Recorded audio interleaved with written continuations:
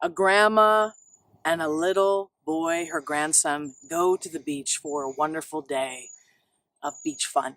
It's a gorgeous blue sky day, and they get to the beach, and the little boy is so excited, and he runs off to the surf, and she watches him go, running fast as he can to get to that water.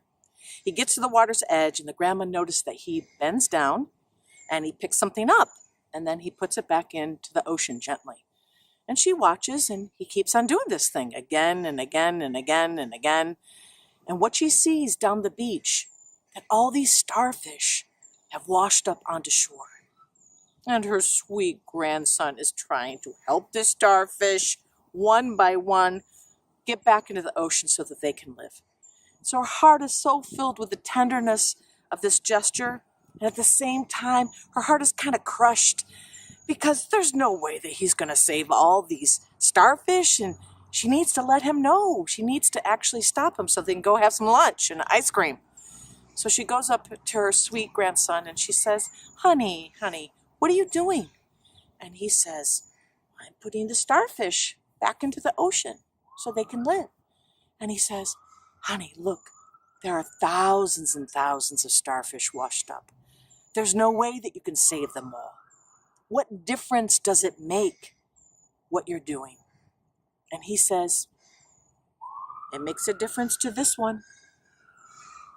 Now, you've heard this story before, and it is a sappy story. It is used by motivational speakers and all sorts of people to really say we can do something. Each person can do something, and that's great. Now, after the Orlando massacre, this story came up to my consciousness again because it is a good story. You know, it sings to my heart that says that every person has value and every person can make a difference. And you know what? I thought, okay, I need to remember this, that even though I feel such horrible grief and despair, that I still can make a difference, and I have been in my life. And I know so many people who make a difference. And that small things over long periods of time is how real change happen. And just like that little boy picking up the starfish, it can make a difference. And then I researched the story.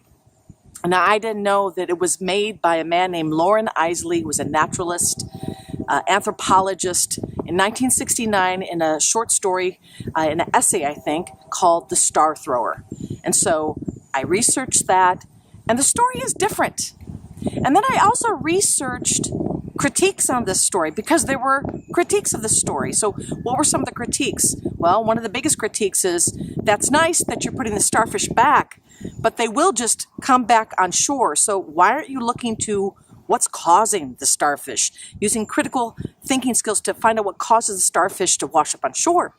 Why are we not looking at the systemic impact and what's going on? And why are we doing it alone?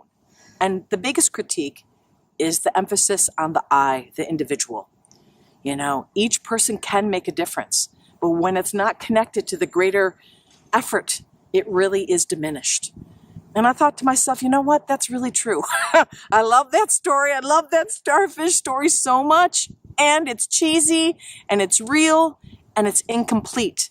And the author, Loren Eiseley, his story isn't the same thing. In his story, it's different characters, sees the star thrower throwing starfish back into the ocean. By the way, I didn't like that just throwing. I like the little boy putting it, but throwing starfish back in the ocean. And he says, what are you doing? And basically, I'm helping the starfish out. Well, there's so many, you can't make a difference. Well, I can make a difference to this one-ish, right? To paraphrase. Well, then the character goes off and is kind of mad and kind of is pissed off by the whole thing. And I think he realizes that this feeling of futility, of hopelessness, wow, it can just really get you. The character comes back, though, to the star thrower and basically joins in.